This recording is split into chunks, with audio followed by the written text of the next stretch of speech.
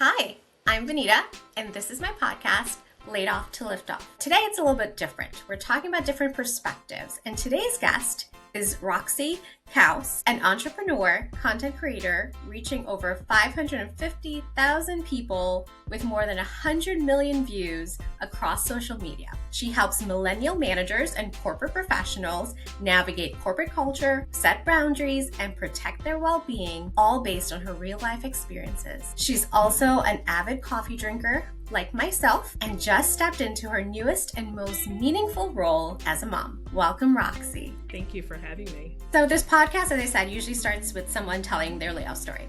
But I've been bringing on people from different perspectives, right? And because layoff affects not only the person being laid off, but those around them. Mm-hmm. In a recent post, see, the coffee made an appearance.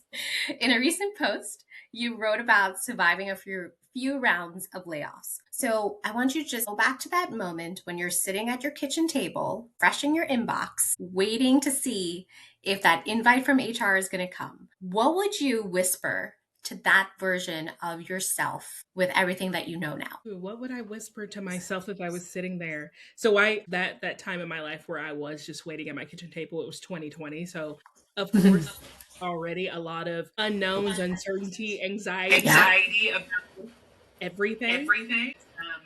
I would probably tell myself that it gets better than this. Whether that be me not thinking that like my job is my entire identity anymore, or me figuring out ways to insert more joy into my life, hobbies that I can enjoy outside of work, but it gets better than this. And that's what I would tell myself. So at that moment, how many layoffs did you survive, by the way? Was it just one or a couple? So, 2020 wasn't the only layoff situation that I experienced. I do feel like the magnitude of people being laid off in 2020 just felt like a lot because we were isolated, we were at home, but there had been layoffs when I was in the office too. So for example, earlier in my 20s, I worked for this company and we had this huge hiring ramp because we had this initiative. Like there was like 200 people that we hired, and this was a really small company. So to grow 200 people overnight was crazy, and it didn't work out. And then all of a sudden, everybody got let go. I survived, but it was then quiet. You're walking around on eggshells. It was awful to go from excitement to just uncertainty. It felt like overnight. There was a company that my first day was the day that they were laying off people. Oh gosh. And so I was so nervous. I'm like, oh my God, I just got here. We just uprooted our life to be here. And they're like, no, you're fine. Unbeknownst to me, when I had gotten the offer letter for that company, I got an offer letter in like October. They didn't want me to start till January. And I'm like, okay, this is really weird. Why am I starting months after I've accepted? But I think it was because of those things that were in progress. And so I don't know how many I've survived at this point. It just has happened so often. Thankfully, I've been able to keep my job, but it doesn't help your nervous system when this continues to happen. Yeah, for sure. And you said you lost the belief that hard work was enough. So what belief replaced it? I believe the belief that you have to bet on yourself. You have to figure out, if my job was gone tomorrow, how do I pivot? What do I do now? And layoffs happening kind of caused me to figure out what that looked like for me, which is why I became an entrepreneur. I grew this successful content creation business over the last 3 years. Yeah. And it was because if it ever happened to me, I needed a backup plan. I wanted to be proactive instead of reactive. And so like while I was working this corporate job, I was building this content business on the side. Yeah, it just worked out. But I just afford to only have a plan A. We have to have a plan B. Right. In the event that something happens. Yeah. I wrote a Substack note yesterday about, I don't know when side hustle culture became a thing, but I feel like everybody needs to have one nowadays, or at least my algorithm is constantly showing me this is the most effective side hustle that you could do with minimum effort. Do I need to have a side hustle right now? What's funny is I feel like I've always had a side hustle when I haven't been happy in life. And usually joy can be tied to how I was feeling at work at the time. So had a bad boss. I'm like, I need something on the side. I had a Mm. side hustle. And I talked about this in my Substack a while ago, but I've had so many side hustles and they were not necessarily successful. Like, for example, me and my husband, actually, before we were married, we had this woodworking business, and it was more like it was my idea. And he's like, sure, because he can do woodworking things, and I have ideas, but Oh, that's I so don't have cool. the skills to actually make it Yeah, happen. yeah. You're the brains behind it. It's fine. Yeah, exactly. And so we started this woodworking business, and it was so much work. And we probably, like, in a year's time, we probably made like $10,000, but we probably That's spent like great. 11,000. And so even with side hustles, I feel like I've gotten more sophisticated where it's like, okay, I need to figure out a side hustle that I can kind of make more money doing it in Hmm. less time, like less effort, but yeah. Yeah. So I've had a Yeah. lot of side hustles. Okay, cool. I think we should have a whole different podcast about side Yeah. hustling and all that. So, after each of these layoffs that you survived, how did any of those seasons change your relationship with leadership at that company or in general, and just your idea of corporate loyalty? So the layoff that happened in 2020, I was at an organization where they were big enough where if there was going to be a layoff that impacted, I don't know how, a certain amount of people, they had to let you know ahead of time. So I Hmm. believe we found out like a month before, and so that whole month you're like, oh, nervous. You're like, I hope it's not me. I don't know Hmm. you. And a month is not enough time to put anything in motion, like It really especially not isn't. finding another job. Job market the way that it is, but they actually told us the date. They told us the date range. They didn't tell us the exact day. And I had talked to my boss, and he's like, just keep your head down, do your job, everything will be fine. In that time, I did start networking. I had made a post on LinkedIn recently. Networking needs to be proactive. It can't be reactive. Like all of a sudden, Hmm. I need you. But I started networking, and I found another role, and it was kind of interesting how it lined up because the layoff happened. I had the skip level meeting, and I was just asking like, okay, so what do I have to do to get promoted and elevate? Because at that time I'd also taken like 3 lateral moves, and Hmm. I was just trying to figure out like what my next path was, and I didn't get any certainty from that conversation. And also Right. made me feel a little weird about like who stayed, who left. So I ended up moving to another company, which in my career I've never had a problem with job hopping. Like it is Good how for I've you.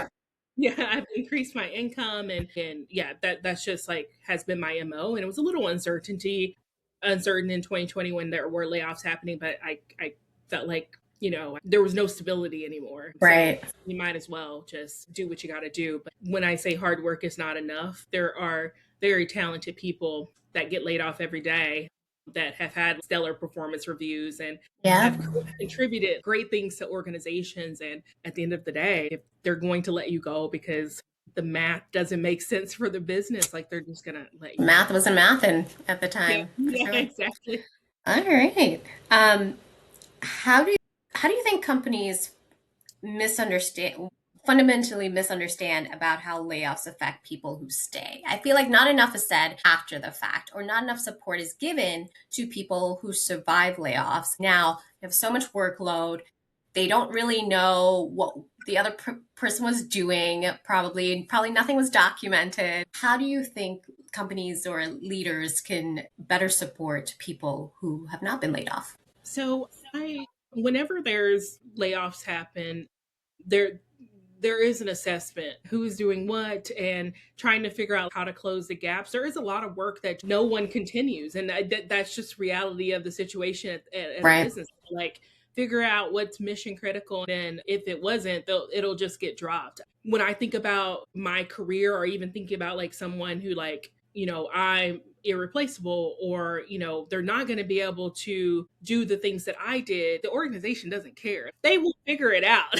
If it doesn't make sense, they'll just drop it. But I think from an organization standpoint, we need to get back to being more human. Actually, the type of content that I create is about being human, trying to change the conversations we're having in corporate spaces around what it means to be human and how to show up for people and how to be a manager that has empathy and cares about people more so than processes or profit and all of these things. I just feel like that's where we are. When someone gets laid off, they had a family, like they're trying to support their family. So like, what, how can we help them to that transition be a little easier, but also the people that stay, how do you manage that, like in a way that like people feel okay about their path forward? I mean, every time there's a layoff, people that say there's this mass exit that happened because people start interviewing, they start leaving. Yep. But yeah, how do you retain the people that are still there and show them that you actually care about them as a human and not just a number on a spreadsheet? Yeah. Yeah. Yeah, I wonder that too. For the people who stay, there's this emotional part of it, anxiety. Like, do layoffs ever end? Are they going to do another round? Am I going to be next? Especially if like there's a merger or an acquisition. There are Mm-hmm. several rounds of layoff. I don't know why companies prolong that longer than it needs to be. Can we come up with benefits that we can give to our employees who stay that will help them if they don't have therapy services already, or like even Mm-hmm. like extra time off? Having managers equip themselves with tools and resources that they can give to their team to help them. A little goes a long way. Just being like, I know this sucks and I'm here for you if you need to talk. Or if today's layoff day and you survived, if you want to take the rest of the day off, go right ahead. So Mm-hmm. stuff like that, I think, goes a long way. But Yeah, definitely leading with empathy is a big just one for me too. definitely figuring out ways to just build morale. I mean, I saw Yeah. recently, it's like engagement is at an all-time low in corporate spaces. It makes sense. I mean, there's just so much uncertainty, there's a lot of anxiety, and you just never know what Right. happen next. And especially when I talk about the human aspect, like I've heard that people are getting laid off like via an email or like an automated message now. That is not okay for someone who has dedicated their time and Yep. their life to or organization.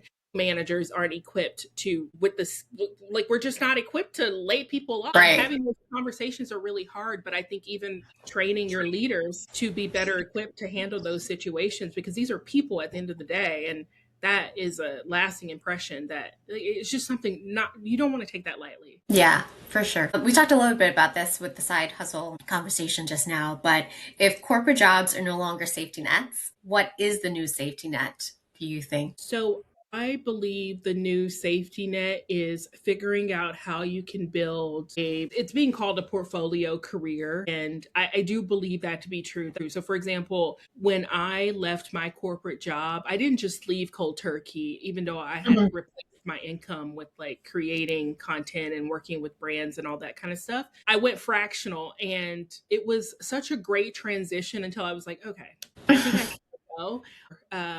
I would have never considered taking a contract role before. Like I always wanted to be full time, the Right. benefits and all the things, but the contract role was so great, and I was working 20 hours a week. I was still leading, strategy and a part of the conversations, but doing less. And then it allowed me to do other things Yeah. that still working, but do other things. I do think this idea of a portfolio career, how can you leverage your skills to consult? Like, are there some consulting opportunities you could take? Could you start being a thought leader and building your personal brand, which could open up so many other opportunities? I just Mhm. feel like corporate employees have so many skills that we're only giving to one organization. If you really start to think about how do you diversify your skill set and the opportunities you take on, that could Yeah. be more impactful. So, like, if one thing goes away, you still have something else. Yeah. I was at a company for 10 years, so I was not a job hopper, and I Mhm. was laid off from that company.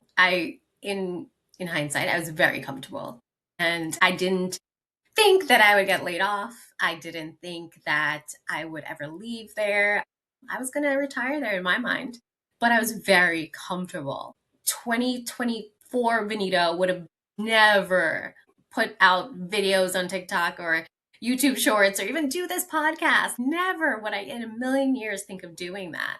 And it's my whole spiel about everybody should be comfortable with being uncomfortable, because there are so many skills that we have. I edit this podcast. I didn't have editing skills, but I taught myself how to do it. You best believe I do have that on my LinkedIn profile as a skill. So yeah, I totally get what you're saying. That goes into my next question of how can someone use content or visibility to attract opportunities instead of chasing them? How can someone put themselves out there, whether that's LinkedIn or TikTok, when they're so one, scared of what people think, and like just don't know what content to put out there? If you're thinking about creating content, it's so important to create something that for an audience that you yourself are a member of and something that you're passionate about. So for example, I'm known as the millennial manager across my social platforms, but I didn't actually start creating content about corporate. I was actually trying to avoid talking about work altogether and have this kind of joy project. And so I was on TikTok about being a homebody, and I gained a following, probably like 10 or 20,000 people just by talking about being a homebody on TikTok, which was really cool. It was like just made me feel good. It was like a comfort content. But it was when I started talking about working in corporate spaces and the stories I can tell, like how I found when I found out performance alone does not get you promoted, because I had a boss one time who was like, there's nothing else you need to prove. We are not ready to promote you. I'm like, okay. Had ever told me that it was so black and white. I'm not going to get promoted here. I have to figure out something else. Those experiences, everybody has these experiences. Everybody has something that makes you you, and that is the best form of content that you could put out. Like I talk to millennials. I'm a millennial. I was in management when I was in corporate. I can talk about that all day long. You have no idea the opportunities that are created just because you start sharing your perspective, your unique perspective online. I think a lot of people think it's saturated. It's not. I started creating content seriously 3 years ago. I've had multiple years of like well beyond six-figure earnings from creating content. I've done like media. I did a media tour with Choice Hotels, and it was a tour talking about their like time off toolbox. There was like this whole all these radio stations. I'm in DC doing this media tour. They called me the millennial manager. It was like, oh my God, how did we get here? Even just recently, I had this package. Actually, this just happened yesterday. There's a package on our door and it's wrapped in this pink, shiny box. And I open it up and there's all these individual packed little gifts. And it was a baby gift from Google Fiber, who like, oh my gosh, I haven't even worked with them. I've not created content with them. I don't really know anyone here, but like you or at the organization. So it's like, this is so wild that people, you have no idea who is enjoying the work that you do. It's just, oh, that's nice. Yeah, I just think really nice. I had no idea the opportunities that would be open to me from creating content. And yeah, I just feel like it's no regret. Yes, it does feel uncomfortable. People will judge you. People will talk about you. Your coworkers will share your videos, but yes, I was at a company event and one of my coworkers, I didn't really know at the time, she came up to me and she's like, I listen to your podcast while I'm cutting onions. And I'm like, wait, what? You do? She's like, I sent it to like the rest of the HR teams. Like, did you know she had a podcast? I'm like, oh, thank you for sharing. Or like my neighbor listens to his podcast. If you're listening, hi. But I didn't know she listens to this, and I don't think she experienced a layoff, but she listened to it. But yeah, you just never know the opportunities that can come up. I haven't had that much success like you, but you've been doing this way longer than I have. But I have gotten to meet some really cool people that I would have never met before. And they take a look at my profile, they see that I get this podcast, they see whatever. And that's how you create relationships and networking. Like commented on your stuff all the time. And now I shot my shot to like do this. I'm like, oh, thanks for agreeing to do this little podcast. That's literally exactly how it happens. It's actually just saw a video yesterday, and this girl, she said her brother has like millions of followers on YouTube. And so she started creating content, and I can't remember how many followers she has. It was probably like, it was over 100,000. But she said, we often think that people who are super successful are like a different breed. They're different from us. She's like, my brother did this, so I know it's possible because I'm in proximity to somebody who's been able to do it. Sibling rivalry for sure. It's just like, so funny that you say that, because last night I scrolled all the way back to your TikTok, your first video. Do you scroll all the way back to your first video sometimes to take a look at how you started? I do, and I've archived some of them, but I didn't archive the first videos because I think it's so important to. I do this to other creators too. Like you'll see, I've seen creators like Monet Michaels, who has like millions of followers. She does makeup and things, and I've scrolled back to her earlier videos. She didn't know how to edit. She didn't know how to talk to the camera. Yeah. But she just kept showing up, and the same for me. Like I was terrible at talking to the camera. I can see some of my earlier videos. I was not comfortable. I didn't know what to wear. I didn't know how to do my hair. I didn't know any of the setup. I didn't have anything fancy. Like right now I have like a ring light here. I have a ring light over here. I didn't have any of that. And that was okay. It didn't matter because consistency is what pays off more so than anything else. And consistency also is how you get good at something because you just keep iterating. So yes, like I said, I scrolled all the way back, and you had a series of things I wish I knew in my 20s when it comes to my career that I now know as a 35-year-old at the time. So some of the ones that stood out to me, and I think it's worth mentioning, and it can apply to any career path that somebody's on right now, is lead from your seat. You don't need a title. Which is really true. Take your PTO, all of it, because no one is going to say she didn't take vacation, so let's promote her. Absolutely. Don't let the fear of failure keep you from trying.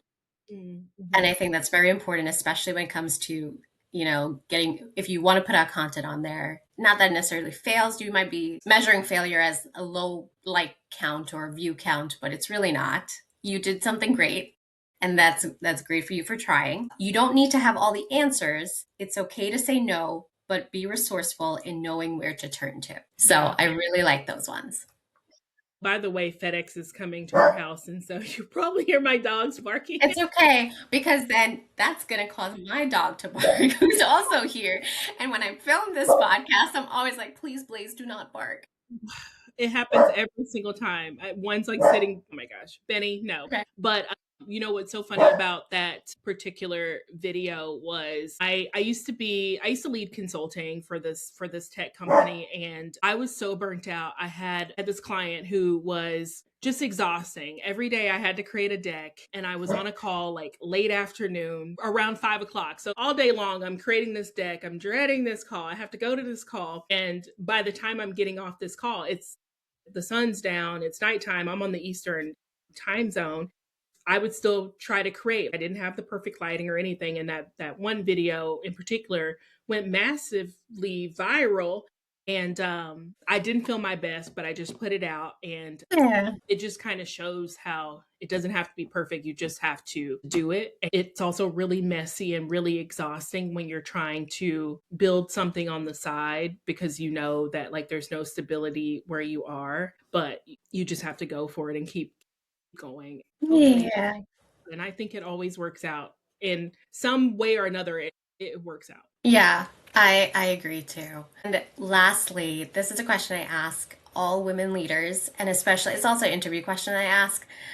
What's one piece of advice you wish you had gotten early in your career that I can take with me today, or the listeners can take with them? I would say the one piece of advice is believe that you are the shit. Basically, I spent so much of my career with imposter syndrome, not thinking I was good enough, not thinking I was qualified enough. And although I still went for things, I can't even imagine how much better I could have shown up if I just believed in myself just a little bit more.